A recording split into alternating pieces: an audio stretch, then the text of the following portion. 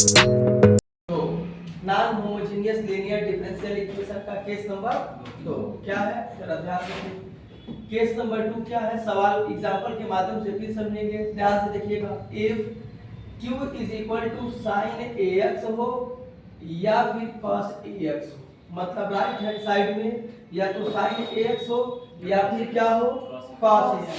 जैसे एग्जांपल देखिए, d2y upon dx square plus, यहाँ ध्यान दीजिएगा, प्लस लिखा है 3 dy बाई dx प्लस लिखा है 2y is equal to sine 2x sine x sine 3x sine 4x sine, ऐसे क्या पास में कुछ लिखा है तो क्या लिखेंगे, इसको लिखेंगे d2y प्लस लिखेंगे 3dy, मतलब राइट हैंड साइड में क्या रहेगा, साइन रहेगा या कॉस रहेगा, plus 2y is equal to क्या हो जाएगा, साइन 2x।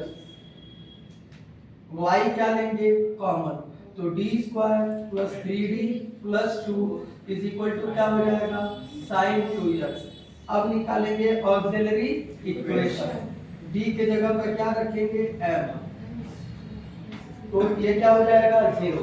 अब इसका फैक्टर करेंगे तो m plus 2 m plus 1 is equal to 0, तो m इज इक्वल टू क्या होगा -1, m इज इक्वल टू -2, तो कॉम्प्लीमेंट्री फंक्शन क्या होगा, c1 e to the power -x। अब बताइए क्या होगा, प्लस इसके आगे क्या होगा, c2 e to the power -2x। अब यहाँ देखिए, अब निकालेंगे पर्टिकुलर इंटीग्रल, 1 अपान क्या हो जाएगा, d square plus 3d plus 2 और क्या हो जाएगा साइन 2x। बोलिए समझ में आ रहा है? अब यहाँ से नियम अलग होगा चेंज, ध्यान दीजिए। यहाँ तक तो आप कई बार पढ़ चुके और आगे भी ऐसे कई बार पढ़ेंगे। यहाँ देखो बाबू, इधर ध्यान दो। अब यहाँ से जब साइन आए या कॉस आए, ये नियम सिर्फ किसके लिए है, साइन या कॉस के लिए। तो ये जहाँ डी स्क्वायर रहेगा, सिर्फ डी स्क्वायर की जगह पर, मान लो यहाँ डी क्यू रहता तो उसको लिखते डी इंटू डी स्क्वायर, मतलब सिर्फ डी स्क्वायर की जगह पर यहाँ जो रहेगा उसी माइनस लगा के स्क्वायर करेंगे। माइनस अलग है, माइनस का स्क्वायर नहीं है, माइनस अलग है, सिर्फ 2 का स्क्वायर है। अगर 1 रहता तो 1 का स्क्वायर होता, 3 रहता तो 3 का स्क्वायर रहता, 4 रहता तो 4 का स्क्वायर होता। क्लियर हो गया? सिर्फ किसके जगह पर, डी स्क्वायर, और प्लस क्या हो जाएगा 3d प्लस 2 साइन 2x होगा। अब यहाँ से होगा 1 अपान 3d और 2 2 जा 4, -4 में से प्लस 2 जाएगा तो क्या हो जाएगा, बोलिए जवाब हो भाई, -2 और क्या होगा साइन 2x। अब यहाँ से सीखिए, हम सिर्फ किसके जगह पर वैल्यू सब्स्टिट्यूट कर सकते हैं, डी स्क्वायर। इसको क्या बनाना पड़ेगा, डी स्क्वायर, और डी स्क्वायर बनाने के लिए क्या करना पड़ेगा, रेशनलाइजेशन करना पड़ेगा। क्या करना पड़ेगा, परिमेयकरण करना पड़ेगा। क्या करना पड़ेगा, परिमेयकरण करना पड़ेगा। तो मतलब 3d प्लस 2 से गुणा कर दीजिए और 3d प्लस 2 से क्या कर दीजिए, डिवाइड कर दीजिए। क्या मेरी बात समझ में आ रहा है? जवाब दीजिए। आप क्या लिखेंगे, यहाँ ध्यान दीजिए। अब यहाँ से particular integral is equal to क्या होगा, 1 अपान, यहाँ देखिए 9d स्क्वायर माइनस होगा 4 और यहाँ पर क्या है, यहाँ पर है 3d प्लस 2 और ये हो जाएगा साइन 2x। अब आगे ध्यान देंगे, मिलेगा 3d प्लस 2 और होगा साइन 2x अपान 9d स्क्वायर के जगह पर क्या होगा, -2 का स्क्वायर।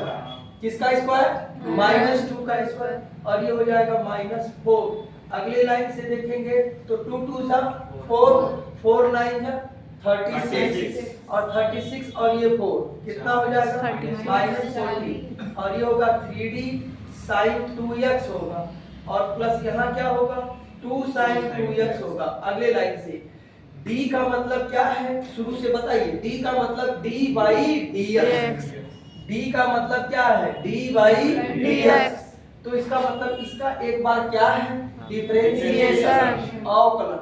तो sin 2x का अवकलन क्या होगा, 2 cos 2x, अब प्लस क्या हो जाएगा 2 sin 2x अपान क्या हो जाएगा -40।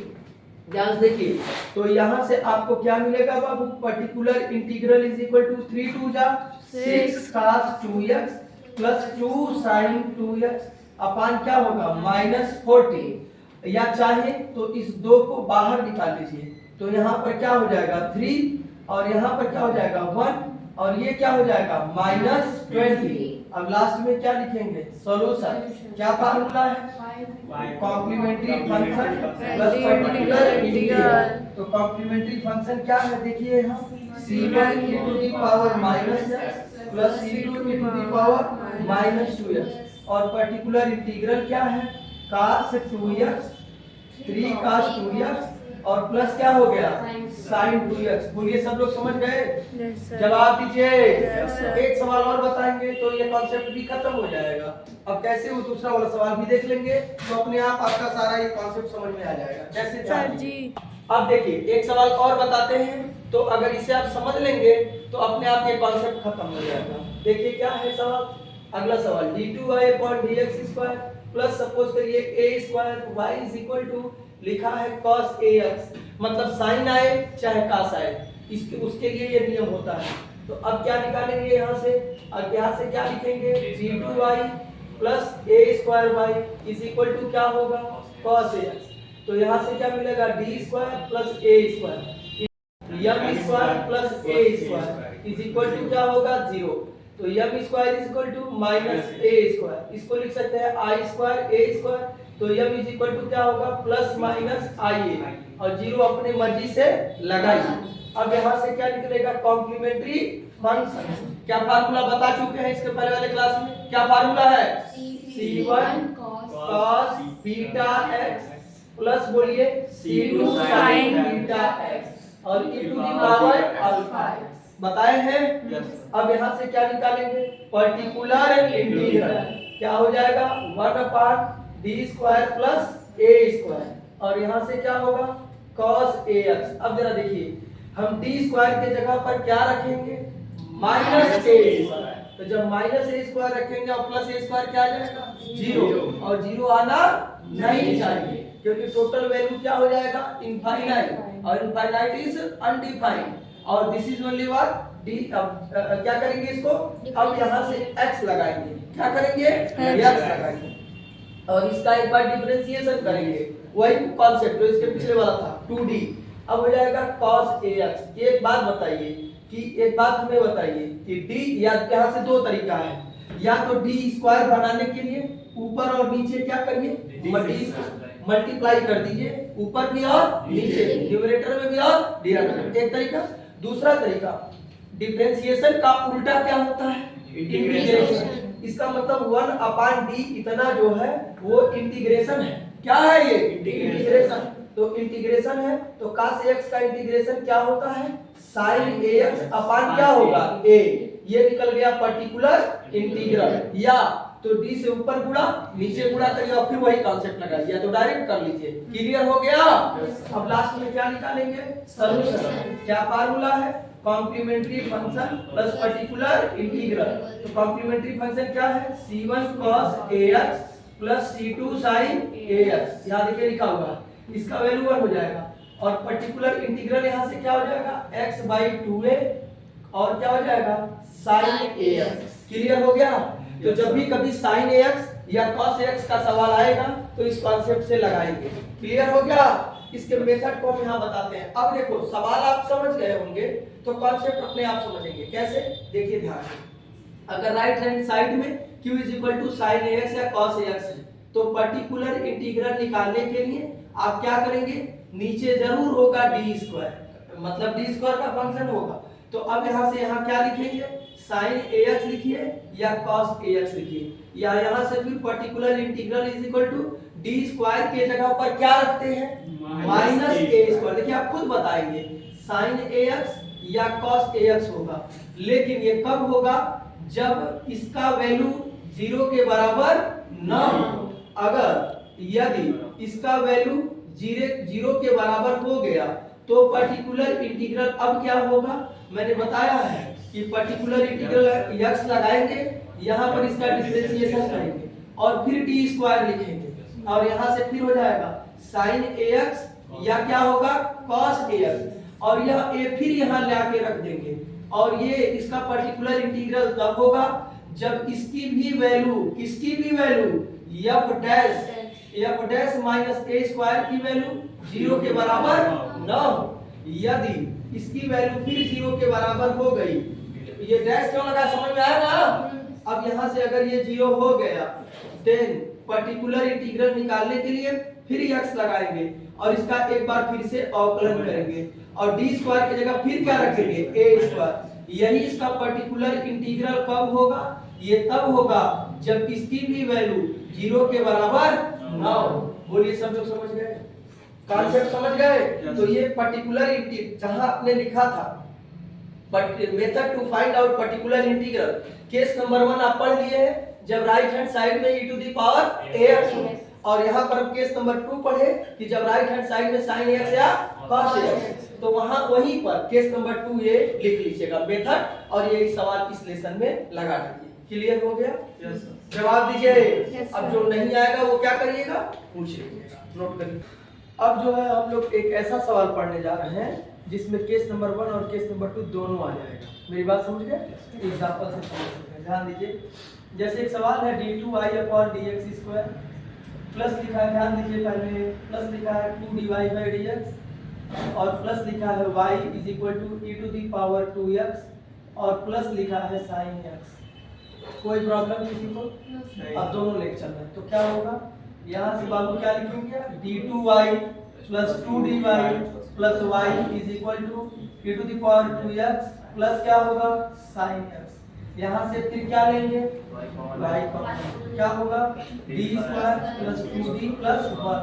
यहाँ क्या होगा, e to the power 2x plus क्या होगा, sin x।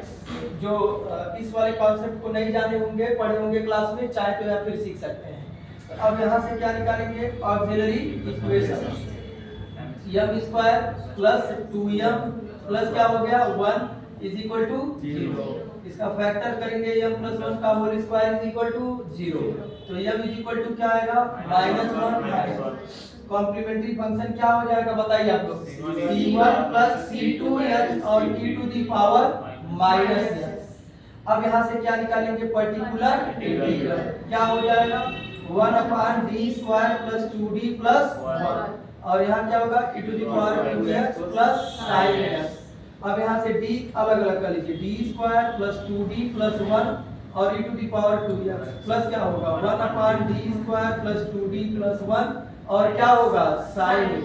अब d जगह पर क्या रखेंगे, 2, तो 2 का स्क्वायर हो जाएगा। ये वाला नियम तो पता है ना, पढ़ा चुके हैं। प्लस 2d के जगह पर क्या होगा, 2 और +1 e to the power 2x। यहाँ d के जगह पर क्या होगा, d² के जगह पर -1/2 प्लस 2d + 1 और क्या मिलेगा, sin x। अगली लाइन से 2 दूना 4 4 8 और 1 9 e to the power 2x। ये दोनों कट जाएगा ना, क्या मिलेगा, 1/2 और 1/d केवल बचेगा। और 1/d का मतलब इंटीग्रेशन है, क्या है, इंटीग्रेशन। और ये d ऊपर रहता तो क्या है, डिफरेंशिएशन। तो 1/d किसका डिफरेंस, इंटीग्रेशन sin x।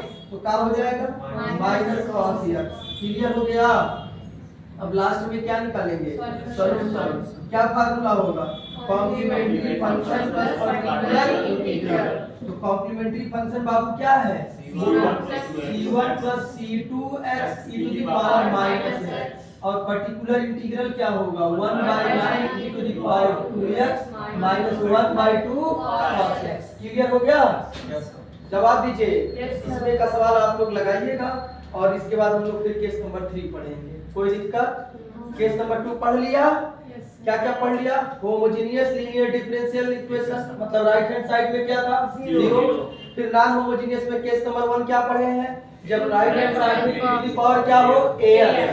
या दूसरा केस क्या पढ़ा, जब sin x या cos x। अब तीसरा पढ़ेंगे हम लोग क्या, जब राइट हैंड साइड में x to the power n हो, x हो, x² हो, कैसे हो, सिर्फ x वाला का, जैसे x² + x हो, x² + x + 1 हो, माने x रहेगा, x का फंक्शन होगा, x to the power n हो। बात समझ में आ रहा है? तो इसके बाद हम लोग, ठीक है।